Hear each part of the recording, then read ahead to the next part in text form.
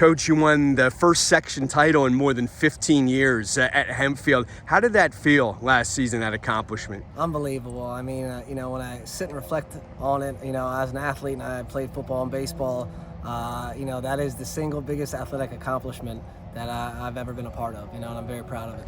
And to do it in a section with Wilson, Manheim Township, plus last year, Penn Manor and Cedar Crest both were 500 teams, and you didn't lose a single game. You won it outright. Does it make it even more special to run the table? Oh, without a doubt, because, now that it is my third year, going into my fourth, you get to know the guys, and I got to coach under Doug Doms at Wilson, and I know how hard they work. I know what great minds they are. Coach Evans has been there and done that, won district championships. Coach Brew, Coach Wilderson, all those guys, and then Ben Thompson and McCaskey, all those guys do a great job. So to do it against guys that do it the right way and are good coaches means the world. I know a lot didn't change as far as Section 1 with the merger, but what was your perspective as an LL coach of the Berks County teams coming in? I know from talking to the Berks coaches, it was something that really needed to happen from the vantage point of their league. Yeah. I'm curious, though, the opinion of a coach in the LL. Sure. I mean, there's a reason why I'm standing here, why I'm missing today, because, we know that Berks County has great football. There's no doubt about that. And we also, in the summer, interact with Governor Mifflin. And again, I thought that it was a great addition. You're seeing teams that, hard-nosed, well-coached, good football teams that you're eventually going to see in districts, and I think it actually helps, us, for instance, because we played Exeter non-league. Exeter was a very, very good team, and it prepared us even more for the playoffs and what we were going to see in a 6A school. So I think it's just better for everybody to see that competition. We don't see too many kids from Berks or Lancaster-Lebanon League going to USC.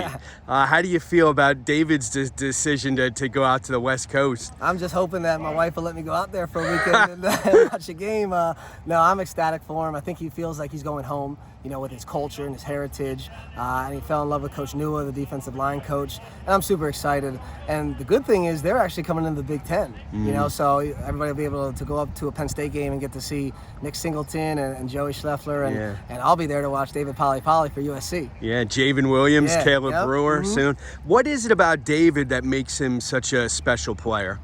Deyvid is just a genetic freak. When you look at him, you think, okay, he's probably about 280. Weighed him the other day, he's 320. And he moves like a kid that might be 280 or 270. Very athletic, smart football player, and he'll just win you over. I know you interviewed him. If you speak to him, he's so kind-hearted and articulate. He's got a bright future outside of football. So looking ahead to the fall, you have Landis coming back at quarterback, Gates at wide receiver. What are your expectations? I know there's still, some time, but it's not that far away. Absolutely. I mean, our expectation is that the offense will do its part, without a doubt, with what you just said. And our whole left side of the line's coming back.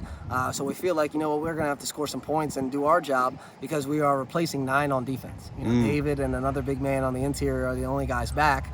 And we like our defense, and we feel like they're getting better at each rep in the summer. But when you're dealing with inexperience in Section 1, there's going to be mistakes made. So offensively, we can make up for that by being consistent and always putting points on the board.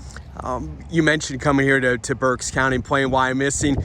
Is it unusual facing a wing T offense in a 7-on-7? It is, and our defense coordinator Jay Ridinger is always like, man, this is a funky offense that we got to see. But I love it personally as an offensive guy because I know we're going to face a tough, hard-nosed defense that's very similar to Section 1 defense. So it certainly is funky on the defensive side. Yeah. Well, appreciate your time and best of luck in the fall. Thank you. Appreciate it.